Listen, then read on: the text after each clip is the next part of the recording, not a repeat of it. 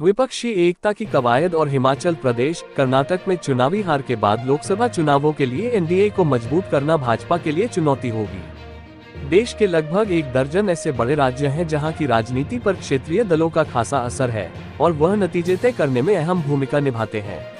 NDA में अभी छोटे बड़े लगभग 28 दल हैं, लेकिन प्रभावी भूमिका व बड़े दलों में शिवसेना, शिंदे, अन्नाद्रमुक, लोजपा के दोनों धड़े, अपना दल, आजसू प्रमुख हैं।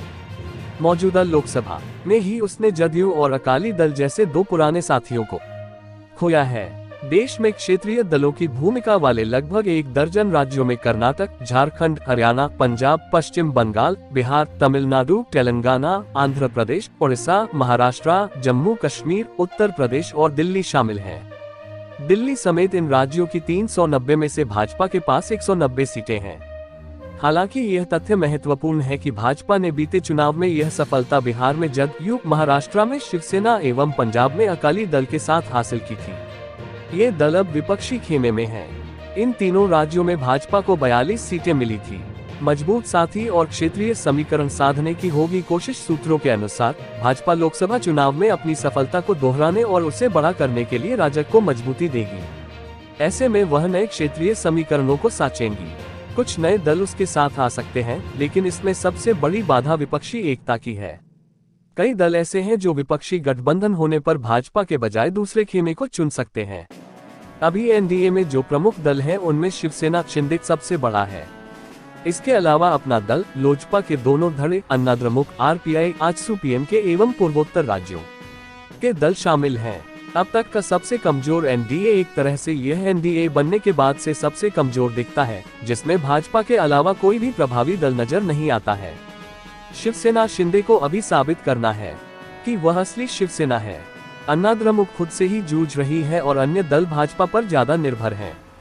ऐसे में 2024 में भाजपा के सामने संभावित विपक्षी एकता साथ एनडीए की मजबूती की भी चुनौती होगी, ताकि राज्यों के समीकरणों को भी साधा जा सके। देश के जिन प्रमुख राज्यों में क्षेत्रीय दल मजबूत हैं उनमें दक्षिण के कर्नाटक 28 सीटें में, जदेश, तमिलनाडु 39 सीटें में द्रमुक और अन्नाद्रमुक, आंध्र प्रदेश 25 सीटें में वाईएसआरसीपी और तेलुगुदेशम, तेलंगाना 17 सीटें में बीआरएस प्रमुख है। यहाँ पर एनडीए में भाजपा के साथ केवल तमिलनाडु में अन्नाद्रमुक साथ है।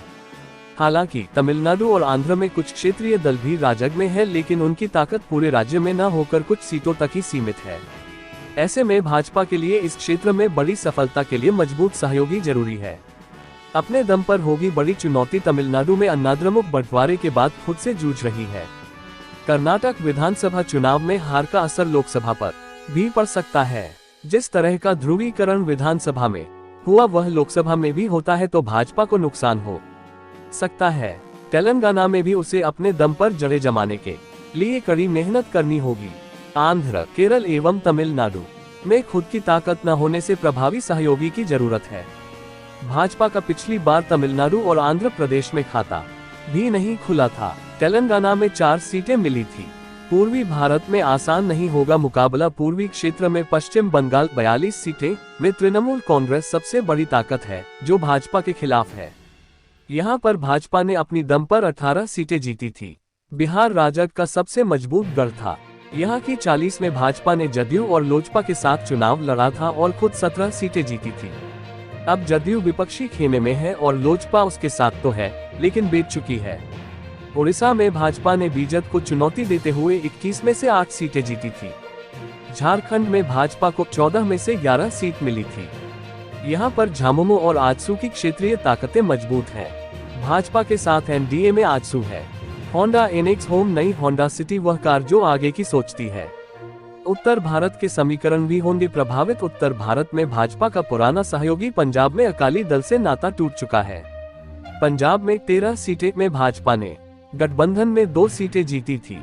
हरियाणा में भाजपा ने जजपा के साथ मिलकर खुद ही सारी सीटें लड़ी और सभी 10 सीटें जीती। जम्मू कश्मीर में भाजपा को 6 में से जम्मू क्षेत्र की 3 सीटों पर जीत मिली थी। भाजपा के साथ पूर्व में यहाँ पर नेशनल कॉन्फ्रेंस और पीडीपी सहयोगी रह चुके हैं। आम आदमी पार्टी राष्ट्रीय पार्टी है, लेकिन दिल्ली में वह बड़ी ताकत है, लेकिन भाजपा यहाँ पर सभी लोकसभा सीटें जीत रही है। महाराष्ट्र और उत्तर प्रदेश अहम। महाराष्ट्र 48 सीट में भाजपा ने पिछली बार शिवसेना के साथ मिलकर खुद 23 सीट जीती थी। अब उसके साथ शिवसेना का टूटा घड़ा है। ऐसे में राजग वहां पर भी कमजोर पड़ा है। यूपी में दो बड़ी क्षेत्रीय ताकतें सपा बसपा है और भाजपा का भी यह सबसे बड़ा गढ़ है। भाजपा ने बीते 2 चुनाव में यहां पर भारी सफलता हासिल की थी। पिछली बार उसने 80 में से 62 सीट जीती थी। यहां पर उसके साथ छोटी पार्टी अपना दल है।